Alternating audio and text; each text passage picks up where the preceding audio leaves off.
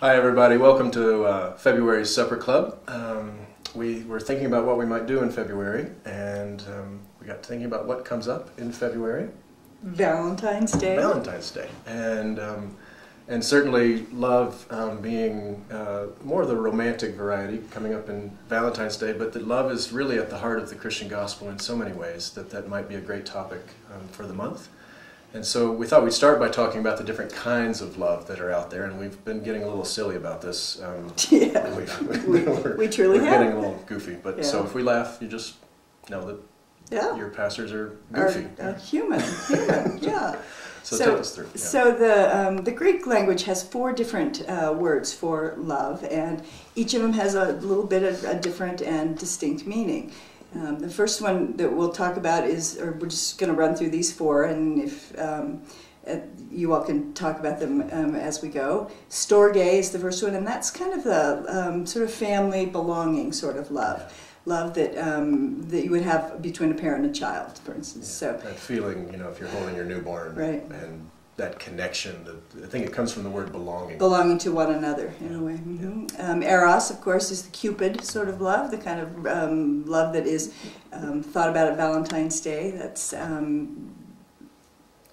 what's done so maybe overdone in our right, culture. I mean, that's what we get 90% of when we think of love. That's what we think of with all the romantic comedies right, and those kinds of things. Right. But in the Christian community, past the Storge and the Eros, which we see a lot, in the Christian community we're really talking about 2 other kinds of love.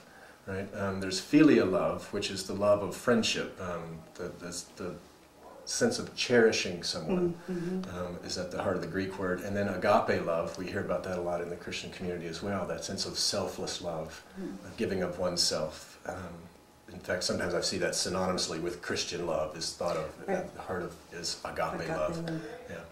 So we thought we'd talk about just those 2 primarily, and maybe we'll start with philia love and the connection within the community and those kinds of things. Yeah, as we were thinking about examples of love in the Christian community, I thought about Edie Williams, who's one of our long time members who just passed away not long ago. And Edie was a member of this church 50+ years. She was a wonderful, good-hearted, wonderful person. And she and her first husband actually met here at Montview in a couples group. I think it was called Bells and Bows or something like that. They met a long time ago. So it was sort of started with romantic love a little bit here at church. But as I watched Edie through the years, it was so obvious that the affection that she had for people in this community of faith, even new ones, people that she hadn't known long, but certainly those with whom she and her husband had been friends for years and years and years, was really beautiful to see. And I think that's a really good illustration in the church community of the kind of love that philia represents.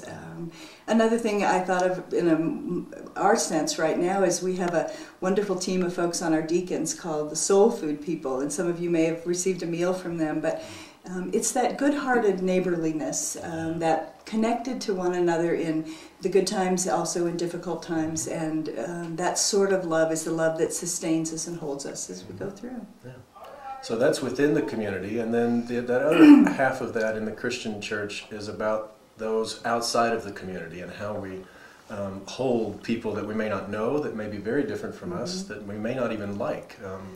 And I think especially because we're in Matthew right now in the lectionary, and we've been working our way through the Beatitudes last week and now this week, probably next week will be the piece on loving one's enemies. And Jesus talks about that God, it rains on the good and the evil. Yeah. Right. And if God doesn't make that differentiation, you shouldn't either. Which is very tough to do. Well, especially in that culture, I think sometimes we don't realize that the culture that Jesus lived in was very tribal. There were those who were in your community, and anyone outside of the community was an enemy, not just someone you didn't know. Not just a stranger, perhaps. But, right. Yeah. The stranger was much more synonymous with the idea of enemy. So when he says to love one's enemies, he means to love those that you don't know, that are out in the world. And part of, go ahead. Go ahead. Well, part of that is about, how do I love someone if I don't like them? Something we tell our kids a lot. You don't have to like everyone, but we have to have a place in our heart for everyone. Right. And that's the other sense of agape that I think is so powerful, is that sense of agape love is love that tries not to ask anything in return. That it's a kind of love that we hopefully experience from our parents, an unconditional love that God offers to us that we then can offer to one another.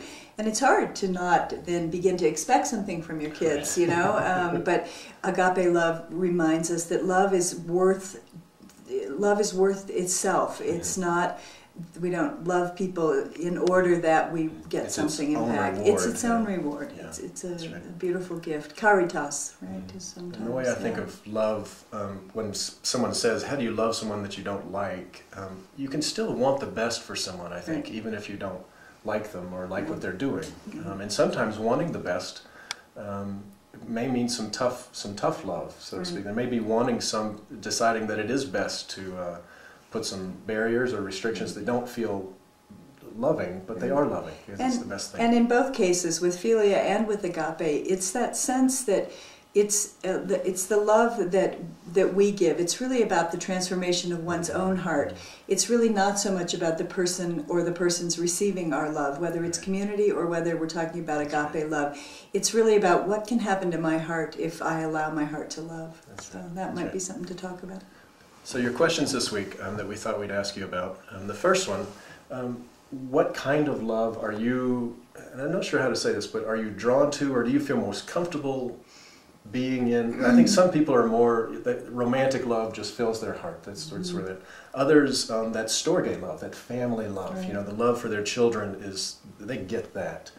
Others, it might be the filial love, the love of friends, and they have lots of close friendships, and that's where they find their energy. Agape, the selfless, self-giving kind of love. A lot of the mission kind of work we do here, that's agape love. So I think we all kind of come from a different, our personalities are suited better to certain aspects of love. And so you might just share some thinking about where do you find yourself most comfortable, or what's the opposite, is what's more difficult for you. A second question would be around filial love and friendship. For instance, do you find yourself making friends easily? Is it easy for you to make friends? Have you, through your life, had lots of good friends, or just a few friends? Do you long for more? You got me giggling again. Sorry. Sorry. We better get done. And then agape love is the third. We thought we'd have a question around that. So what kind of folks do you find yourself where your heart most opens, who are different than you, and what kind of folks are most challenging to open your heart in that selfless giving love that you talked about, that we call agape? And of course, we want to say that we love all of you. Yes. And we hope you have a wonderful supper club. Have a great night. Thanks. Bye.